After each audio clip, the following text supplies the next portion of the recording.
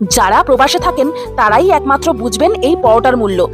রোজ কাজ শেষে আটা বেলে রুটি বা পরোটা করার শক্তি বা ইচ্ছা কার আছে বলুন তো? না না, একদমই না। এটা বলবেন না যে এটা অলসতার লক্ষণ। এটা হলো সার্ভাইভাল মশাই, বুঝেছেন?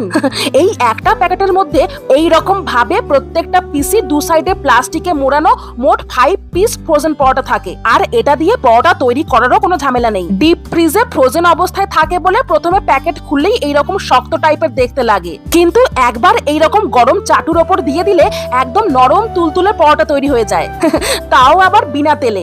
আর জানেন তো, সময়ও বেশি অপচয় হয় না। 1 মিনিটের মধ্যেই এক একটা পরোটা তৈরি হয়ে যায়। ধরুন আপনি কোনো কাজে ব্যস্ত, কিন্তু খাওয়ার টাইম হয়ে গেছে, তখন এরকম টাইপের একটা পরোটা বানিয়ে নিলেন আর সঙ্গে একটা ডিমের অমলেট, ব্যাস হয়ে গেল।